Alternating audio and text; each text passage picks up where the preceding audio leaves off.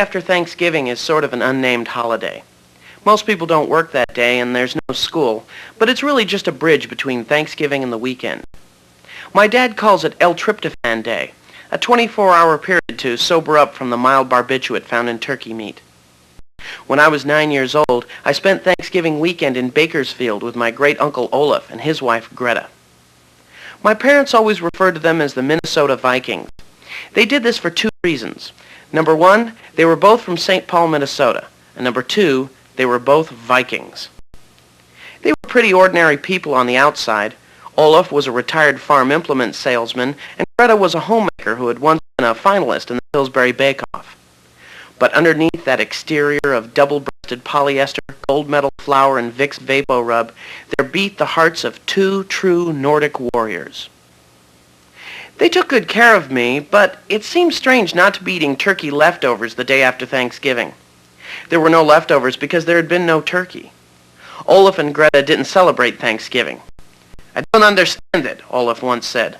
"Why would you give thanks to God by shoving breadcrumbs and celery up a turkey's butt?" And now that I think of it, he had a point. So instead we ate tuna casserole, played Parcheesi, and watched Lawrence Welk for an hour. After that I was told it was 8 o'clock and time for little boys to go to sleep. I went to bed, but I didn't go to sleep. Instead I laid there in the dark listening to sounds out in the den. Olaf and Greta were moving things around in there. They were preparing for something. That particular Friday after Thanksgiving was a holiday for my great-aunt and uncle. It was the ancient Viking celebration known as Thorgellen, a sort of birthday party in honor of Thor, the Nordic god of thunder and lightning. It's not a well-known custom here in the States, or anywhere else for that matter. Thorgellen was outlawed in Sweden over 3 centuries ago because of its pagan origins, and because it involved animal sacrifice, public nudity, and the use of hallucinogenic drugs. Of course, once a year they still chop the head off a wild goose, get drunk, and dance around a dead pine tree in their living room, but that's different. That's Christmas. Nothing pagan about that. Being an illegal holiday, Thorgellen had been kept under wraps all these years, and consequently, it had been preserved. It was never softened in the way that All Hallows' Eve, a dark, bloody, cannibalistic ritual, was converted into Halloween, a boring night of candy gathering by sugar-specific youngsters dressed as the Teenage Mutant Ninja Turtles. Thorgellen was still fresh. It was still wild and brutal, and pagan as all get out. I sneaked out into the hallway to watch the events from behind the den door. Olaf lit the ceremonial fire of willow bark in the fireplace as Greta put on the Wagner album. They each ate from a small bowl of fermented mushrooms. They washed the mushrooms down with big gulps of Swedish vodka, which they drank out of steins made from deer skulls with antlers still attached. Uncle Olaf looked up as he heard raindrops beginning to dance on the roof. A storm was in the wings. He held his hands to the ceiling and called to the heavens. "Voster mot mollen gat Thor, deg out stitrig mot gollen." Never did find out exactly what he meant by that, but I've come to believe that he was making an offering to Thor because, as he spoke, Greta picked up a small gray cat. The cat was then tied with mailing twine to a wooden block surrounded by 13 candles. Next to the block was a menacing-looking hatchet. Olaf and Greta started chanting in some ancient tongue as they lit the candles. They mentioned Odin, the All-God, father of Thor. I've since learned that they were praising Odin for giving the world his most beloved son to fill the skies with fire and to terrify his human subjects into submission.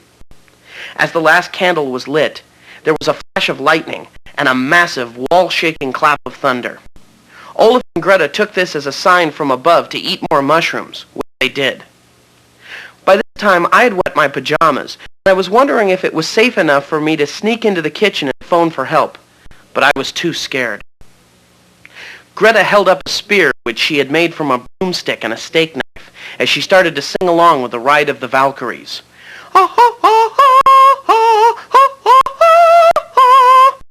Olaf had eaten one mushroom too many and apparently believed he was possessed by the spirit of Thor. He started grabbing candles and throwing them around the room as if they were lightning bolts. Soon the drapes caught fire, but nobody seemed to notice, except for the cat, which started screeching at the top of its lungs. Olaf took a hatchet in hand and started circling around the chopping block where the cat was tied down. Greta's singing got louder and louder until it became an ear-shattering wail. Olaf lifted the hatchet. His eyes rolled back in his head as he let loose with a hideous Viking battle cry. Just then, 2 members of the Bakersfield Police Department kicked the den door open and ordered my great-aunt and uncle to drop their weapons on the stain-resistant carpet. Olaf and Greta were arrested on several charges, including arson, reckless endangerment, and the use of a household pet in an ancient pagan ceremony. I was driven home by my parents, who more or less blamed me for the whole incident. "It's those horrible, dark stories you tell," my dad said. "You're a bad influence on old people." I adopted the cat and changed its name from Sven to Lucky. The whole Thorgellen thing left me shaken for years. I've gone through a lot of therapy, though, and I think I'm over it now. Of course, I can't see a Hagar the Horrible comic strip without bursting into tears.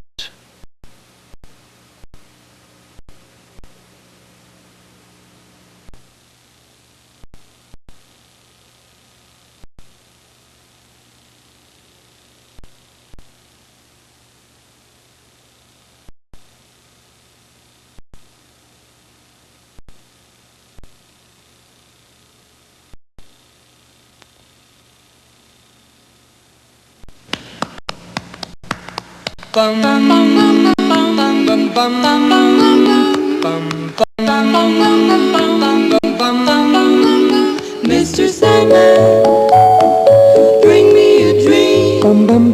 Make him the cutest that I've ever seen. Give him 2 lips like roses and clover. Then tell him that his lonesome nights are over. Sandman, I'm so alone. Don't have nobody to call my own. Please turn on your magic beam. Mr. Sandman, bring me a dream.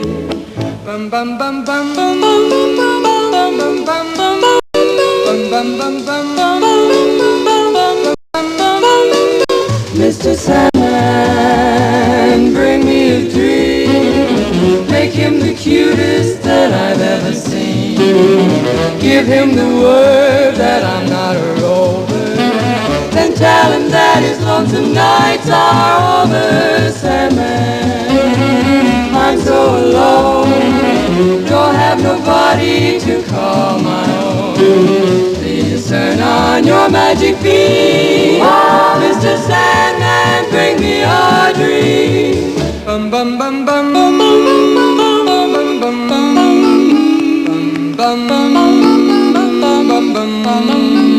Mr. Sandman, yes? Bring us a dream. Give him a pair of eyes with a come-hither gleam. Give him a lonely heart like Pagliacci, and lots of wavy hair like Liberace. Mr. Sandman, someone to hold, would be so peachy before we're too old. So please turn on your magic beam. Mr. Sandman, bring us, please, please, please, Mr. Sandman, bring us a dream.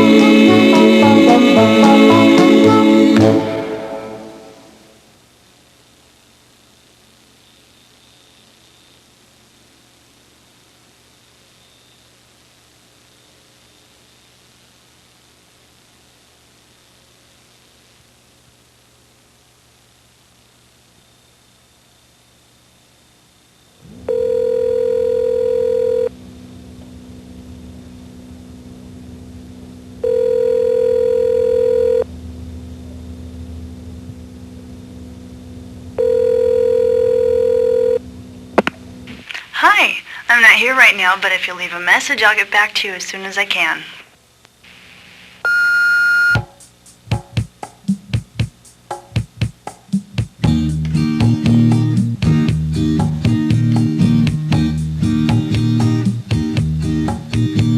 I don't know why I called you. It's been so long, I'm not sure that you wanna hear from me. But I still have your number.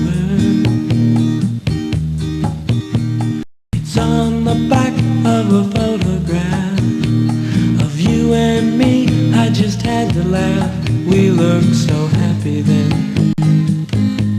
I wonder what happened. But you're not home now, so I'll have to leave a message. No, you're not home now, so I guess I'll leave a message.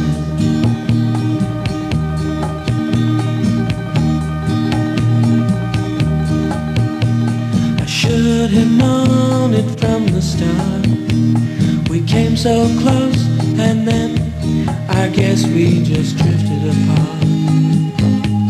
It's nobody's fault though. I don't blame you, I don't blame myself. I'm still alone, I'll bet you're probably with someone else. I wish I could talk to you,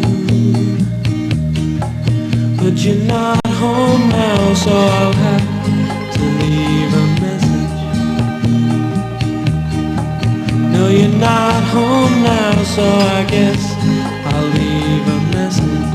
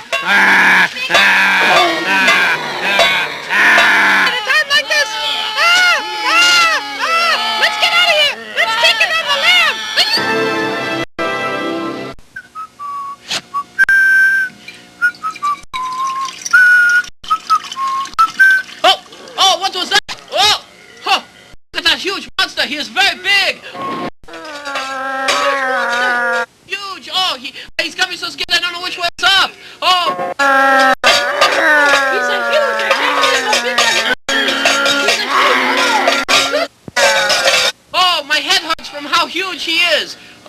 right, big monster. Huge. Oh, there we go. Oh, that's much better. Oh, he's massive. Giant monster. Oh, scary.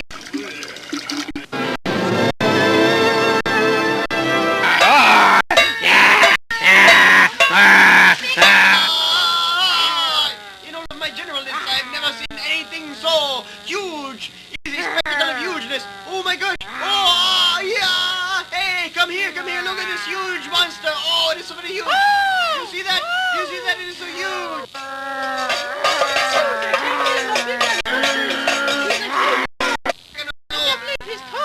Hey, wait a minute. What? If it is so very huge, why am I using binoculars to see it? You don't need them. You It should don't be need very close binoculars. up. It's too big for that. Ah. Oh, it's so huge. I Yes, can't it's believe it. Hey, What? what are you doing?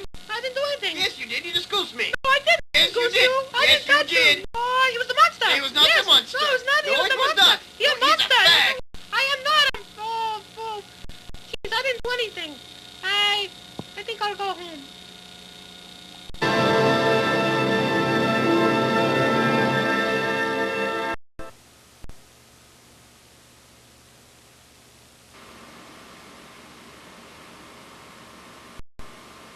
The morning of July 4th, 1975, found me wrapped in my Spider-Man sheets. I was rerunning a favorite dream I had about playing a little pepper with Hank Aaron and Brooks Robinson when my mom woke me up. "Rise and shine, honey. You're playing the Tigers today." My father looked down at my fielder's glove at the breakfast table. "Who are you playing?" he asked. "The Tigers. They're going to kill us. They've got Randy Cullen pitching today." "Randy," my mother interrupted. "Isn't he that boy that keeps accidentally beaning batters?" He doesn't do it on accident, Mom." "Wait a minute," my dad said. "Is Randy Cullen Ted Cullen's little boy?" "Yes, honey. Ted's coaching the Tigers this year." "Ted Cullen is coaching Little League baseball?" "That's what I just said, sweetheart." "The man's a psychopath. He ought to be in prison." "He has been, twice. And now he's letting his son throw baseballs at kids." "Oh, he tells him to do it, Dad." "What?" "Oh, yeah. He signals Randy from the dugout. He tugs at his left ear, and he tips his cap, and the next thing you know, the batter's limping to first base." "I don't believe it." "It's true, Dad. He broke Billy Meyer's collarbone. He gave Mike Sullivan a compound fracture of the wrist, and last week he had Chris Taylor in the head so hard that it broke his helmet in half, and now he can't do fractions anymore." "Oh, that reminds me. Take this bunt cake over to that poor boy's mother on your way to the game." "Are his ears still ringing?" "No, but he's still slobbering all over himself, and his eyes keep rolling back in his head every time he thinks he smells bacon, which is every 5 minutes. Look, I'm just going to leave the cake on their front porch and run away, okay? As long as you're polite." "Hey, good luck at the game," my father yelled as I headed out the screen door. "And don't crowd the plate." When I got to the field, Coach Linwood told me that he needed me to pitch that day. I thought Troy Simmons was going to start. "Well, he was," the coach said, "but yesterday his dad was trying to show him how to throw a decent curve, and, well, I guess he got a little excited and pulled Troy's arm out of the socket." "Well, can't Sean Wilson pitch?" "Sean ran into the left field fence at practice Thursday. Don't you remember? He was unconscious for 3 hours. "Yeah, but haven't his eyes uncrossed yet?" "No, and he still thinks he's Veronica from the Archie comics. Look, you're going to have to pitch today, and that's it, all right? So here's the deal. Randy Cullen is going to wipe up the field with us if we don't do something about him. Now, the Tigers are up first, and Randy's third in their lineup, which puts you in a position to do our team a big favor."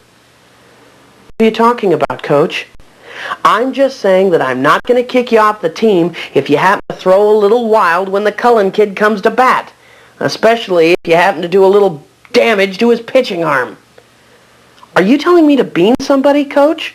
"Hey, I'm not telling you anything. In fact, this conversation never took place. Just keep in mind that I'm the one who hands out the trophies, and if that Cullen kid is in any shape to pitch today, then you can just kiss that Most Valuable Player award goodbye. You understand?" My team took the field, and I headed for the mound. As I was throwing a few warm-up pitches, I could see Troy's father wandering out of the parking lot with 2 tall beer cans hanging from what had been a six-pack. It was clear that he had polished the others off at home because he was swaggering back and forth as he made his way to our dugout. "Hey, Linwood," he shouted as he leaned against the chain-link fence. "What's my boy doing on the bench?" "He's out of the game today, Chad. You yanked his arm out of the socket." "Well, then put him in right field. There's not much action out there." "His arm's no good, Simmons. Look at it. It's just hanging there like a big salami. He's not playing." "Well, my boy don't ride the bench." "Go sleep it off, Dad," Troy said, not bothering to turn and look at his father. "Or better yet, go get a life of your own, why don't you?" Mr. Simmons dropped one of his cans of beer. It split open and spun around, spewing foam all over the cement. "You rotten piece of scum, Linwood! You turned my boy against me!" Mr. Watkins and my father had to pull Chad off the chain-link fence and escort him away from the field. "You're a dead man, Linwood! You've coached your last game!" he screamed as he was dragged away. "Play ball," the umpire shouted. The first batter was Mickey Schultz, an easy out. He had the hand-eye coordination of a dead monkey. 3 pitches, 3 strikes, you're out. Next up was Bobby Hernandez, who I intentionally walked. Not because I was afraid he'd get a hit, but because he had a propensity for letting go of the bat when he swung. A week before, he'd let go of a 28-inch aluminum which sailed out to the mound and hit the pitcher for the Indians right in the crotch. "He'll live," the doctor told his parents. "I just wouldn't get my heart set on any grandchildren if I were you." When Randy Cullen came to the plate, instead of tensing up, I felt a wave of relief pass through me. For some reason, I felt completely at peace. It was as if somehow I knew that in a moment, in one sudden act of deliberate violence, I would have revenge for Billy and Chris and all the other little boys the Cullens had laid to waste. I gripped down hard on the cowhide cover of the ball. I kicked the sky, wound back, and with a whip-like lash of my arm, I sent the ball hurling through space. I put it right down the center of the strike zone. Randy swung hard and fast. There was a crack of timber. The ball sizzled as it left his bat and zinged straight toward the Tigers' dugout, where it smashed into his father's face. You could hear the cartilage in his nose explode as he spun around, spurting blood across the white and orange uniforms of his players. He grabbed his face, howling in agony as he fell down into the dirt, and a flurry of people rushed around to help him. But his son Randy just stayed there at the plate. He casually knocked some dirt from his cleats and then leaned against his bat, waiting for the game to resume. Then he looked up at me, and he smiled. I don't remember if I smiled back because at that very moment I heard a terrible crashing sound behind me. I turned around to see a 1968 Ford station wagon come bursting through the center field fence. It was headed straight for our dugout. Chad Simmons was at the wheel. "My boys don't ride the bench, Linwood," he was shouting as he drove over second base. The car was barreling right towards Coach Linwood, who jumped out of the way an instant before the huge vehicle plunged through the dugout fence, taking the bench and some red, white, and blue bunting with it. The car crashed into the bleachers, sending people flying in every direction. A cardboard box marked "Fireworks" toppled over onto the barbecue grill. The station wagon continued on until it flipped over into a ditch behind the bleachers. Chad climbed out the passenger window of the car. "I'm all right. I'm okay," he announced, as if anybody cared. The box of fireworks went up in a puff of white smoke. Everybody ran for their lives. Sparklers and Roman candles went whizzing through the air. I tried to run to my parents, but a bottle rocket caught me under my right eye, knocking me down flat. Somebody turned on the sprinklers to keep the field from catching on fire, but it only added to the confusion.